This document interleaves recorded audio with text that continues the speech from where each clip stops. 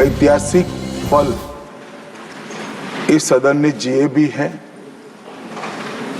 और सदन की कार्यवाही के माध्यम से राष्ट्र जीवन की स्मृति में वो समाहित भी हुए। मेरा मानना है कि ये जो आपका निर्णय है, सदन का निर्णय है कि वंदे मातरम के 150वें साल के प्रवेश पर ये महान सदन वंदे मातरम के भाव के लिए, वंदे मातरम के यशोगान के लिए और वंदे मातरम को चिरंजीव बनाने के लिए एक चर्चा करे और इस चर्चा के माध्यम से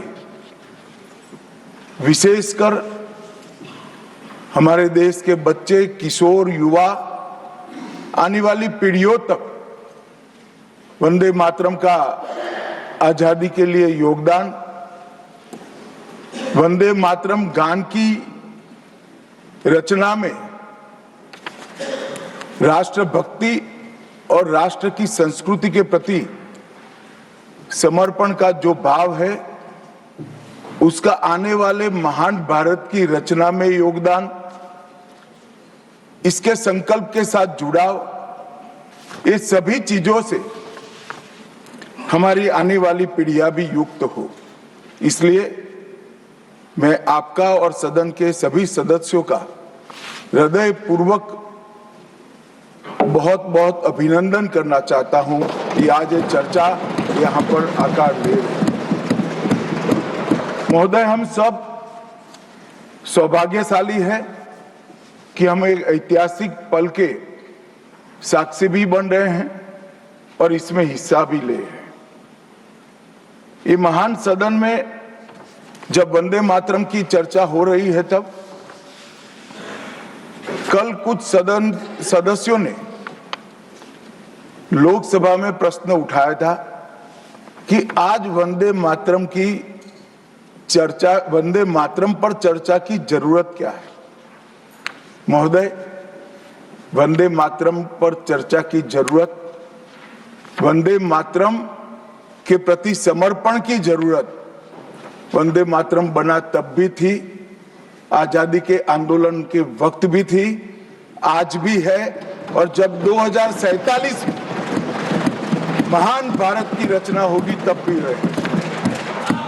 क्योंकि अमर कृति मां भारती के प्रति, भारत माता के प्रति समर्पण, भक्ति और कर्तव्य के भाव जागृत करने वाली कृति है। इसलिए जिनको आज वंदे मातरम की चर्चा क्यों हो रही है वो समझ में नहीं आ रहा है।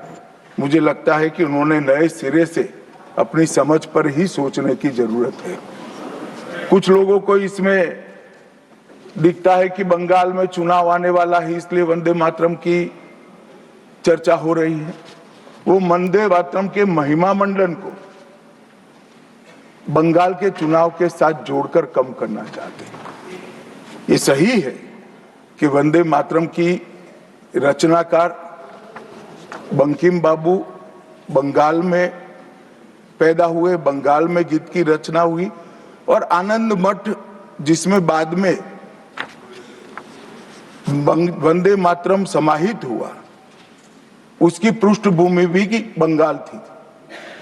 मगर जब वंदे मातरम का प्रकटीकरण हुआ, वंदे मातरम बंगाल तक सीमित नहीं रहा था, देश तक भी सीमित नहीं रहा था।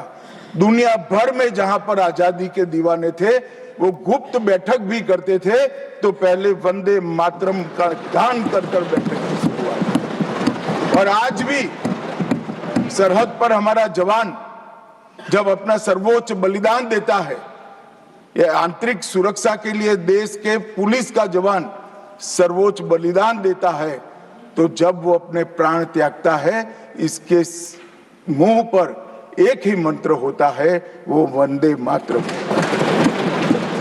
मान्यवर, ये वंदे मातरम का गान, वंदे मातरम का गीत, ये भारत माता को गुलामी की जंजीरों से मुक्त करने का नारा बना था, आजादी के उद्घोष का नारा बन चुका था, आजादी के संग्राम का एक बहुत बड़ा प्रेरणा स्रोत बना था और शहीदों को अंतिम बलिदान, सर्वोच्च बलिदान देते वक्त अगले जन्म में भी भारत में ही जन्म लेकर फिर से मां भारती के लिए बलिदान करने की प्रेरणा वंदे मातरम से मिली। और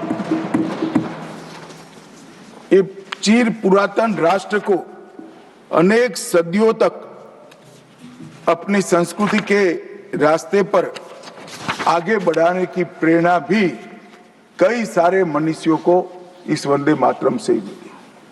वंदे मातरम की दोनों सदनों में इस चर्चा से, वंदे मातरम के महिमा मंडन से, वंदे मातरम के गौरव गान से हमारे बच्चे, किशोर, युवा और आने वाली कई पीढ़ियां वंदे मातरम के महत्व को भी समझेगी और उसको राष्ट्र के पुनर्निर्माण का एक प्रकार से आधार भी बनाएगी। मान्यवर बंकिम चंद्र चट्टोपाध्याय जी ने 7 नवंबर 1875 को वंदे मातरम की रचना उनकी सार्वजनिक हुई। यह दिन कार्तिक शुक्ल नवमी का था। अक्षय नवमी या जगद्धात्री पूजा के रूप में यह दिन मनाया जाता है। और जब रचना की तब शुरू में कुछ लोगों को लगा कि एक उत्कृष्ट साहित्यिक कृति है, परंतु देखते देखते देखते वंदे मातरम का एक गीत देशभक्ति, त्याग और राष्ट्रीय चेतना का प्रतीक बन गया, जिसने हमारे आजादी के आंदोलन का रास्ता प्रशस्त किया। और कब वंदे मातरम की रचना हुई? वंदे मातरम की रचना की पृष्ठभूमि हम सब ने जरूर याद करनी चाहिए।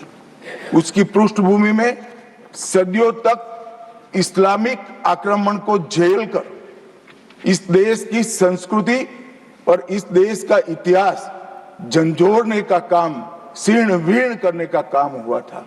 उसके बाद अंग्रेजों ने अपने शासन के काल में, भारत के गुलामी के काल में एक नई सभ्यता, एक नई संस्कृति हमें थोपने का प्रयास किया था। और उस वक्त ये वंदे मातरम का रचना बंकिम बाबू ने की और वो रचना के अंदर बहुत बारीकी से हमारी मूल सभ्यता थी, हमारा सांस्कृतिक राष्ट्रवाद था। देश को माता के रूप में कल्पना कर कर देश की माता के रूप में जो कल्पना की, इसकी आराधना करने की हमारी परंपरा थी, उसको उन्होंने पुनः प्रस्तापित किया था। और इसीलिए ये गीत देखते देखते कोई प्रचार के बगैर, उस वक्त ना सोशल मीडिया था, ना प्रचार के कोई साधन थे, उल्टा जो सरकार थी वो तो उसको रोकना चाहती थी, प्रतिबंध लगाती थी। वंदे मातरम बोलने वालों पर कोड़े बरसाए जाते थे, जेल में डाल दिए जाते थे। फिर भी वो सारे प्रतिबंधों को पार कर कर हर एक व्यक्ति के मन को भी छुआ, आत्मा को भी छुआ और अनेक प्रताड़नाएं झेलते हुए भी वंदे मातरम कश्मीर से कन्याकुमारी तक फैल गया। मान्यवर, ये एक प्रकार से भारत के संस्कृति के प्रति श्रद्धा रखने वाले सभी लोगों का पुनः जागरण का मंत्र बन गया। गुलामी के कालखंड में कई मंदिर, विश्वविद्यालय, कला केंद्र, हमारी कृषि व्यवस्था है, हमारी शिक्षा व्यवस्था, कई सारी लाइब्रेरी अस्त व्यस्त हो गई, तोड़ दी गई, शीर्ण वीर्ण कर दी गई, मगर हमारी संस्कृति, उसके भाव को हमारे जनमानस से कोई नहीं मिला। मगर एक जरूरत थी वो भाव को जागरूक करने की और वो भाव को पुनः संगठित करने की। उसी वक्त बंकिम बाबू ने वंदे मातरम की रचना की और देखते देखते वंदे मातरम का नारा अक्रॉस द कंट्री, पूरे देश में ट्रैवल कर गया मान्यवर, और अंडमान निकोबार की जेलों तक पहुंच गया। उसको ना अंग्रेज रोक सके, ना अंग्रेजों की सभ्यता को स्वीकारने वाले लोग रोक सके। मान्यवर, वंदे मातरम ने एक ऐसे राष्ट्र को जागरूक किया जो अपनी दिव्य शक्ति को भुला चुका था। राष्ट्र की आत्मा को जागरूक करने का काम वंदे मातरम ने किया। यह इसीलिए महर्षि अरविंद ने कहा, वंदे मातरम भारत के पुनर्जन्म का मंत्र है। श्री अरविंद का ये वाक्य, इसका गर्भित अर्थ वो वंदे मातरम की महत्ता को बताता है। मान्यवर, अरविंद घोष ने यह भी कहा कि देश को एक ऐसे मंत्र की आवश्यकता थी और ईश्वर ने उसे साकार करने के लिए ही बंकिम बाबू को इस भूमि पर भेजा था। श्री अरविंद का वंदे मातरम के लिए भाव बच्चे बच्चे के लिए एक प्रेरणा स्रोत बन गया और हमारे आजादी का नारा बन गया। मान्यवर, हमारे देश को जो लोग समझते हैं, लोग जो जानते हैं, वो सभी लोगों को मालूम है कि हमारा देश पूरी दुनिया में एक प्रकार से अनूठा देश है। दुनिया के कई देशों की रचना अधिनियमों से हुई है। कहीं युद्धों के कारण हुई, कहीं युद्ध के बाद संधि के कारण हुई। भारत एकमात्र ऐसा देश है जिसकी सीमाएं कोई अधिनियम से तय नहीं की है। हमारे देश की सीमाएं हमारी संस्कृति ने तय की है और संस्कृति ने इस भारत को जोड़ कर रखा। और इसीलिए सांस्कृतिक राष्ट्रवाद का जो कंसेप्ट था, उस सांस्कृतिक राष्ट्रवाद के कंसेप्ट को, सांस्कृतिक राष्ट्रवाद के विचार को सबसे पहले गुलामी के कालखंड में जागरूक करने का काम बंकिम चंद्र चट्टोपाध्याय जी ने किया। हम पूरे देश को एक बार फिर से देखें तो हमें मालूम पड़ेगा कि हमारे देश को जोड़ने वाला मंत्र हमारी संस्कृति है।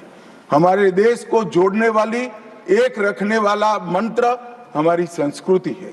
और इसी के कारण वंदे मातरम का जो उद्घोष हुआ, उसने सांस्कृतिक राष्ट्रवाद के सिद्धांत को पहली बार एस्टैब्लिश करने का काम किया। जब अंग्रेजों ने वंदे मातरम पर कई सारे प्रतिबंध लगाए, तब बंकिम बाबू ने एक पत्र में लिखा था, मुझे कोई आपत्ति नहीं है, मेरे सभी साहित्य को गंगा जी में बहा दिया जाए। यह मंत्र वंदे मातरम अनंत काल तक जीवित रहेगा। यह एक महान गान होगा और लोगों के हृदय को जीत लेगा और भारत के पुनर्निर्माण का ये मंत्र बनेगा। आज हम देख रहे हैं कि बंकिम बाबू के वो शब्द सच हुए हैं। भले देर से ही सही, ये पूरा राष्ट्र आज सांस्कृतिक राष्ट्रवाद की परिकल्पना को स्वीकार कर आगे बढ़ रहा है। और मान्यवर, हम सब जो भारत माता की संतानें हैं, वो मानते हैं कि ये देश कोई जमीन का टुकड़ा नहीं है। वो उसको हम माँ के रूप में देखते हैं और उसका भक्ति गान भी करते हैं, और वो भक्ति गान की अभिव्यक्ति ही वंदे मातरम है।